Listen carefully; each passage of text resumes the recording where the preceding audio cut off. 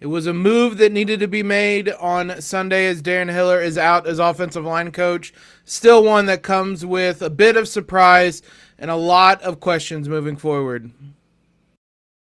You are Locked On Hoosiers, your daily podcast on the Indiana Hoosiers. Part of the Locked On Podcast Network, your team every day.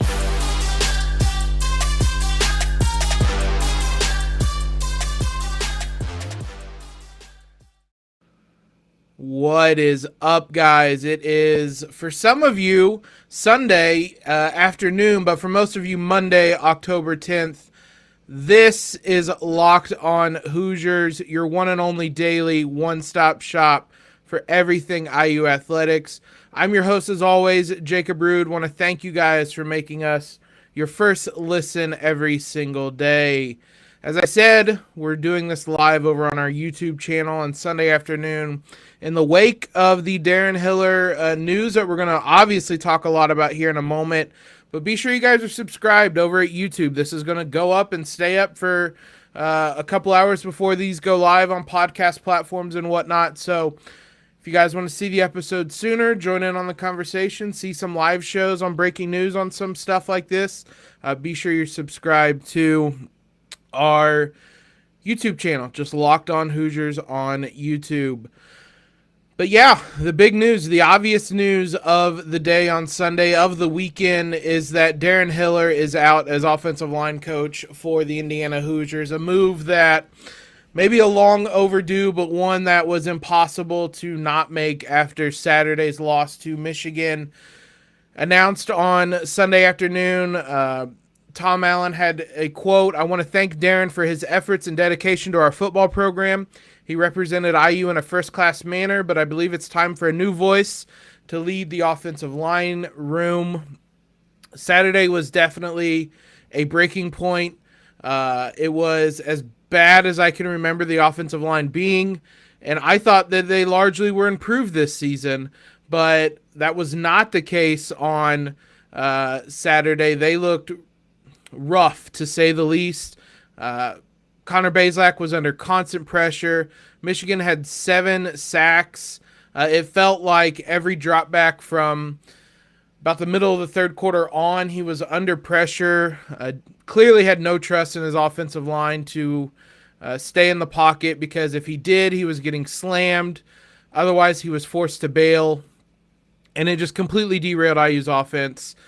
Over the last 2 games, they have negative 5 yards of offense in the fourth quarter, which is just staggering. I have it written down. I said it out loud, and it still feels like I said something wrong. They have negative 5 yards over the last 2 games in the fourth quarter, which there's a lot of issues right now, and this is maybe the tip of the iceberg, but icebergs are really big, and there's still other things you have to address.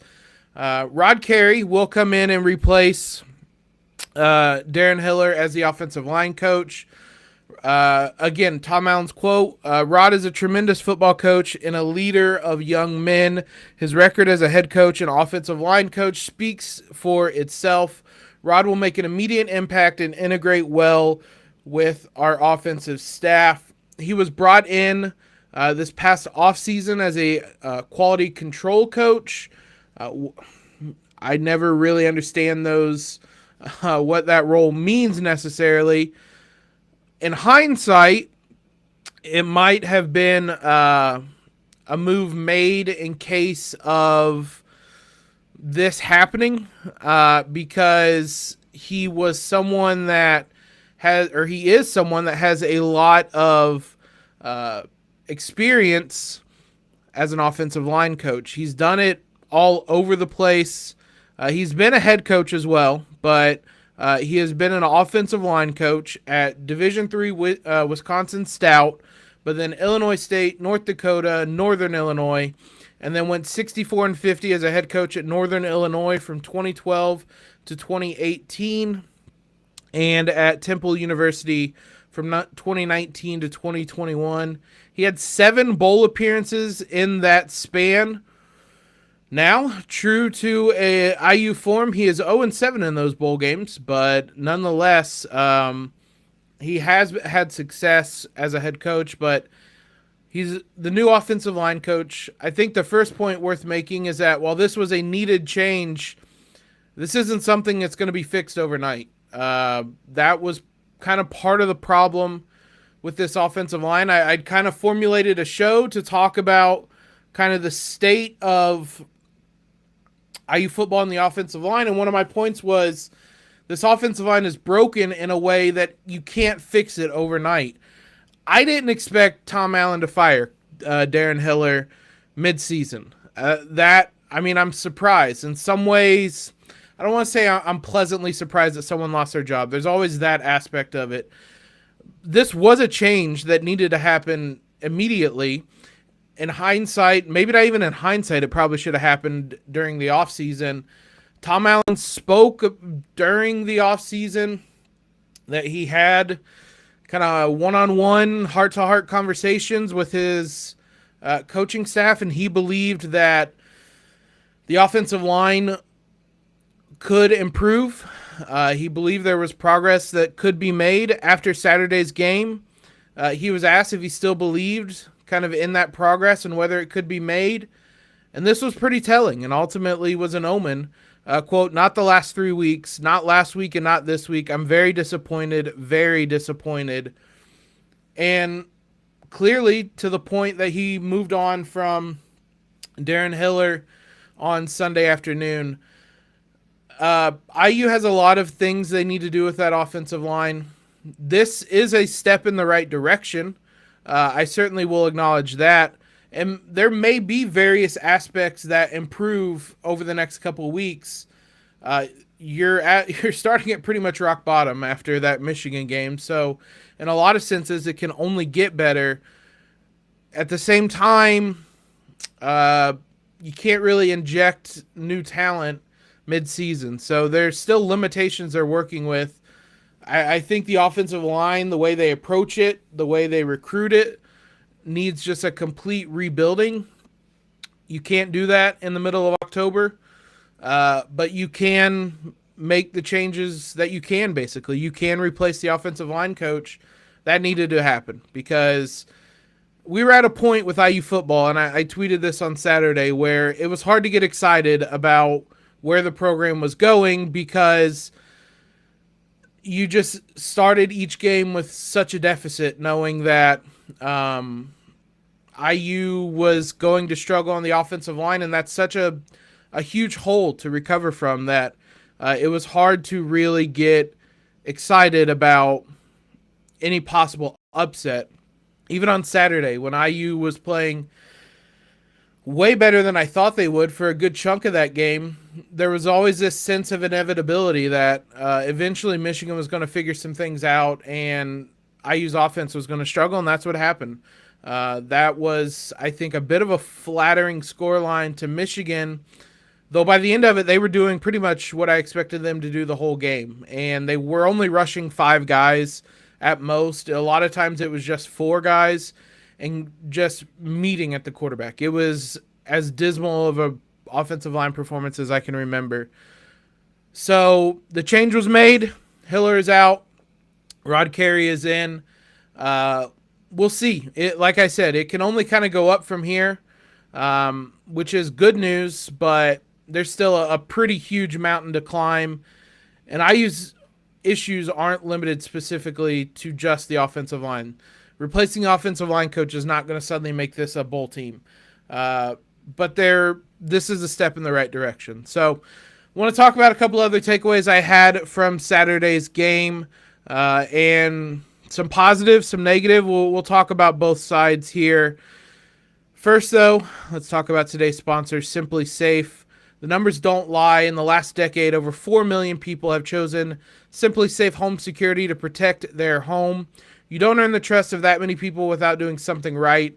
At Simply Safe, your safety is the only thing that matters.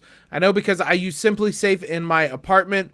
They protect you with cutting-edge security technology powered by 24/7 professional monitoring agents who always have your back. Here's why I love it.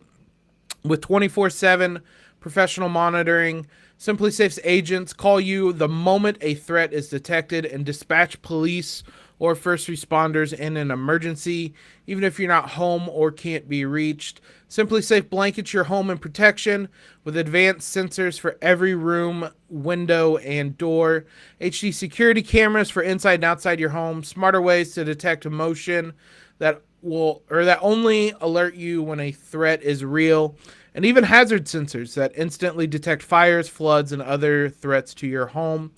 The monitoring experts use proprietary advanced research technology to visually confirm when a break-in is real so that you can get the highest priority police dispatch. Customize a perfect system for your home in just a few minutes at simplysafe.com/lockedoncollege. You'll save 20% on your Simply Safe security system when you sign up for an interactive monitoring plan and get your first month free. That's visit simplysafe.com/lockedoncollege to learn more. There's no safe like Simply Safe. Big thanks to all of you who made us your first listen today, or again, as I said, your first watch of the day. Maybe you're watching live on YouTube. Big shout out to everyone who is watching on YouTube, whether live or a little bit later. You guys have been awesome supporting us over there. We're really close to 500 subscribers. We have a couple weeks left, so we want to try to do that before the start of basketball season. Head on over, subscribe, so you don't miss this live content either. It's something I want to try to start doing a little bit more, especially once basketball starts. Let's talk about couple other takeaways from Saturday's game. Again, I kind of formatted this. We're changing it on the fly because I really didn't expect there to be any news today. I was about ready to start recording when the news came out, so I waited a little bit, tried to reformat some things. One thing that IU did do with Walt Bell and the offense on Saturday that I liked is they went to the screen game to alleviate some of the issues on the offensive line, to alleviate the inability to really run the ball. It's something Kalen DeBoer did a lot, is use those quick-hitting screens to gain kind of the short yardages. It's what led to Walt Phillier having games of like 15 catches for 70 yards or whatever it was in that bowl game. That was the very extreme version of that. But kind of those short screens or short passes out to the flat work as a run game in a lot of ways. It helped, I thought, keep IU in a rhythm as well, just having completions, having positive yardage within the run game, I guess Freudian slip. The pass game, I thought, kept IU in a bit of a rhythm. It's just simply seeing the ball go into someone's hands and moving the sticks forward, basically, just mentally worked a lot better than going 1 for 3 but getting a first down, it felt like. So I thought that mattered. I thought that was good. I thought IU's offense looked pretty good in the first half, even though they managed 10 points. It's against a really good Michigan team that they were scoring on and playing level with. So I thought IU's offense looked really good in that first half. Now, the problem is Michigan adjusted to that screen game at halftime, pretty much took it away completely in the second half. IU had no counter adjustment to that. Now, largely because the idea would be to maybe fake the screen, do a pump and go or different kinds of routes like that. You can't do that when you don't have protection from the offensive line. So I don't know how much it was that IU did not have a counter in mind, or it was simply IU could not counter because of the state of their offensive line. It always feels like we come harping back to that with the offensive line, but they really just dictate so much of what you want or can do. I'm sure IU wanted to counter and wanted to throw different things at that Michigan defense. I thought Walt Bell was excellent in the first half. It takes a lot out of your hands when you just can't really do anything. Like in the second half, in the third and fourth quarter, there was nothing IU could do in the pass game. Bazelak was dropping back, and especially in that fourth quarter, he was dropping back and was immediately under fire. He was having to escape the pocket and throw the ball away, or he was getting sacked, or he was forcing quick throws to avoid being sacked. Like, you can't have any sort of intricate routes or intricate plays because Bazelak just didn't have the time to sit in the pocket and wait on things to develop, which completely just destroyed Indiana's game plan. You pretty much ball it up and throw it away when it was like that. So that second half was as frustrating as the first half was great, I thought. But a lot of that came because Michigan realized they just needed to send 4 or 5 guys at the quarterback and kind of set everybody else back. And it helped playing with a lead because they could just pin their ears back and race to the quarterback. But at the same time, they were starting to have their way even when they didn't necessarily have a lead or just a 1-score lead. So a lot of what happened in that second half, I thought, was dictated by a poor offensive line. Now, I wrote this again before the firing. We'll see how they react. This was starting to feel a lot like last season, where things went bad and started to spiral a little bit. The defense, just kind of the same blueprint. The defense is routinely being put in tough positions and get worn down through each game. Now, I think a big part of that is just simply the pace the offense is playing at is hurting the defense. And Joel Klatt talked about this on Saturday, and it was a really good point. It's one we've kind of alluded to here, but when you're the struggling team or the underdog, so to speak, in these types of games on Saturday where you're looking for a big upset, you want to minimize the number of snaps. It's a lot like how Virginia plays basketball. This is the analogy I gave. The fewer possessions there are, the better team can score, basically. So the fewer snaps there are, the fewer chances there are for the opposing or the better team to score. With IU, they go drastically the other way. They want to get as many snaps as they possibly can. When it's good, IU's offense looked really good, and IU's offense looked like one that could compete with Michigan. They don't have the depth to compete with the Michigans, the Ohio States, the Penn States. Even I question the Marylands and the Michigan States and things like that because, especially defensively, you see it wear these guys down, and they don't have the guys on the bench. They can't bring in an entire new defensive line and expect them to be able to perform at the same level. Michigan was rotating multiple players on the defensive line whenever they would sub. IU can't do that. There's not that level of depth within the IU program. Potentially, that's what they're trying to do. And when you get a recruiting class like what Tom Allen had last year, that's the hope.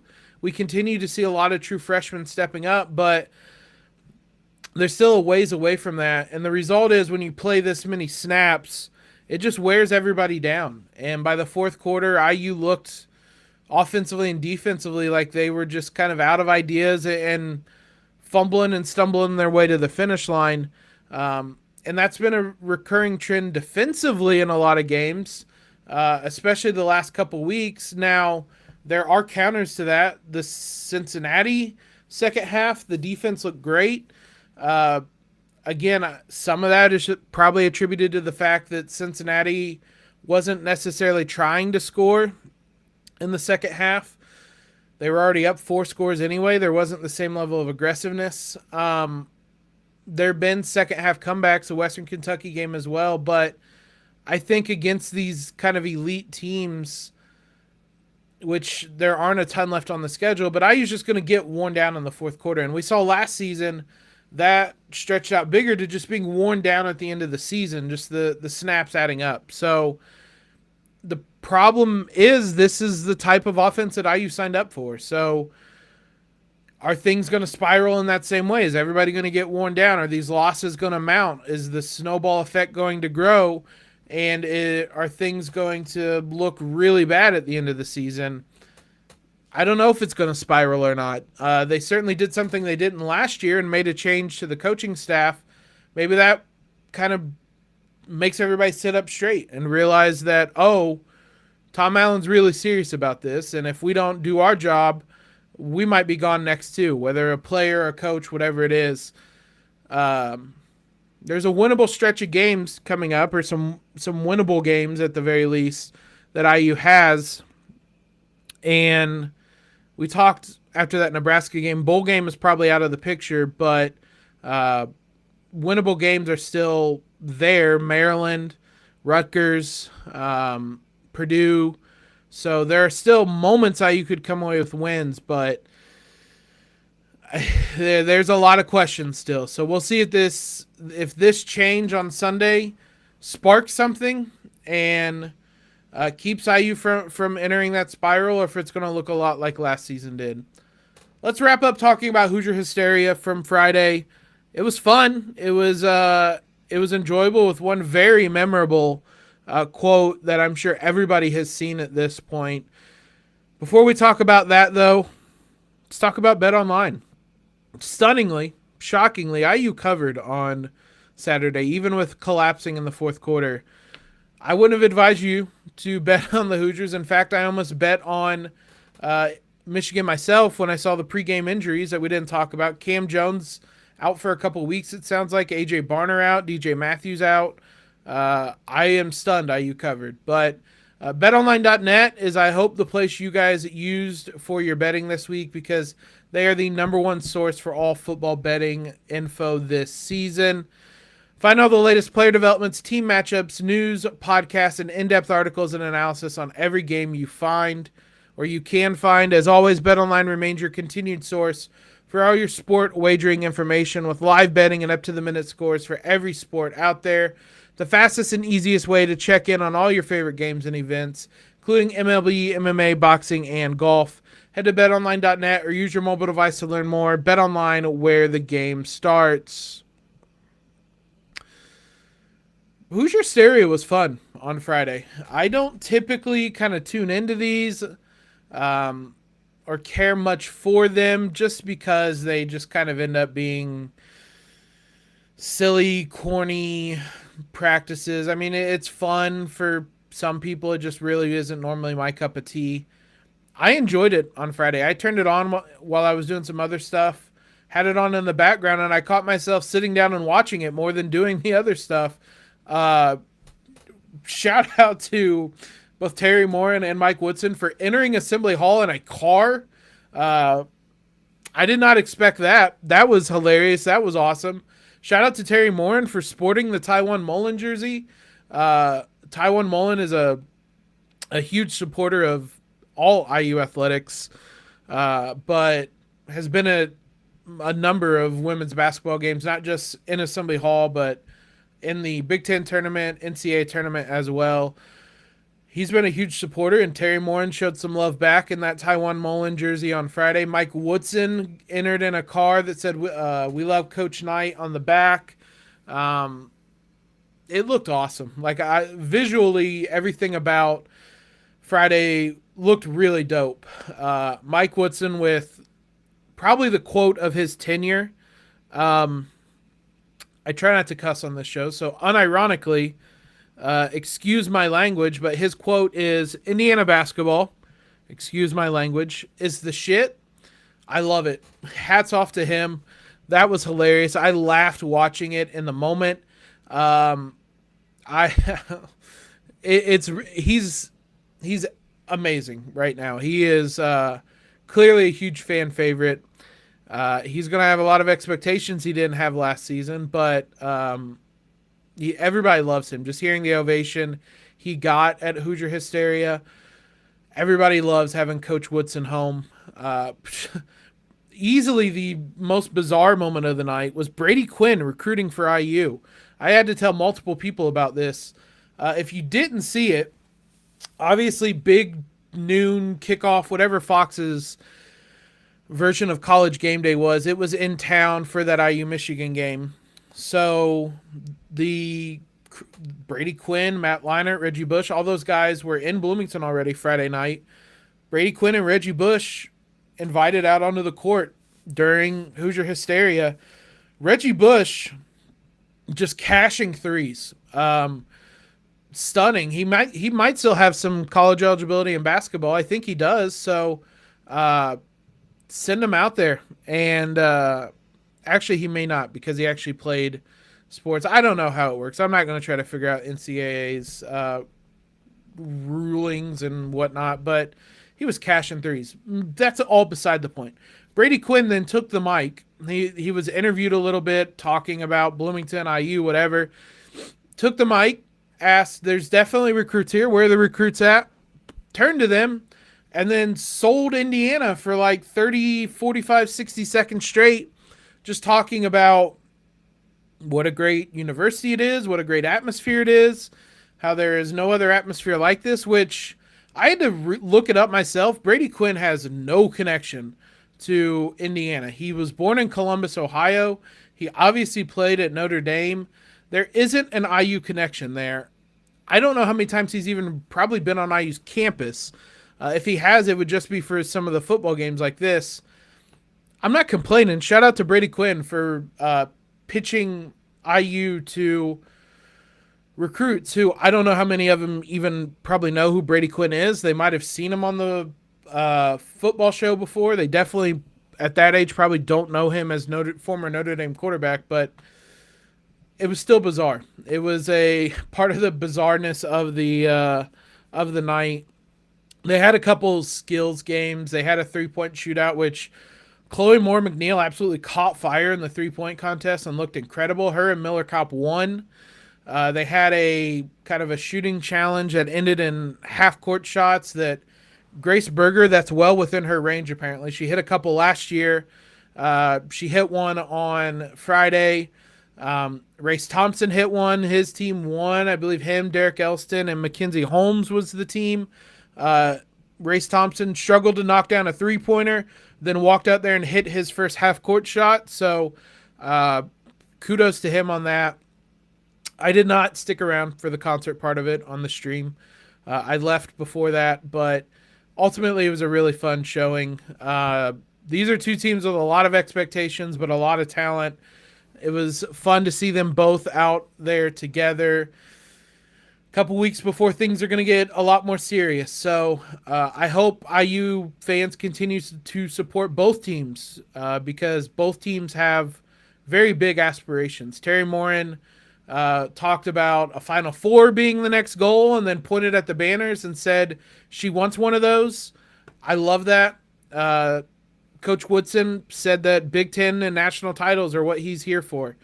I love that as well. So let's start winning some more trophies, winning some more conference titles, and hanging some more banners for both programs here in the future. Thanks again, guys, for making Locked On Hoosiers your first listen every day. We'll be back with you tomorrow to talk more about football. That's the news of the week right now. Get some more reaction to the firing of Darren Hiller. Tom Allen will have his press conference on Monday, so we'll get some more quotes on that. Talk about another aspect of IU football that I think is interesting around Donovan McCauley. So we'll dive into all that on tomorrow's episode. Know what your team is up against across the Big Ten with Locked On Big Ten. Every day, host Nate Dickinson and the local experts of Locked On take you across the Big Ten in 30 minutes. Make Locked On Big Ten your second listen, Locked On Big Ten. Follow us on Twitter so you can also see when we go live on YouTube. I tweeted it out just a few minutes before we went live. So be sure to follow us over there at LO_Hoosiers. Subscribe to the podcast if you have not already. Leave a quick rating and review while you're over there. Helps us out a ton. Most importantly, though, guys, I hope all of you have a terrific start to your week. And as always, LEO.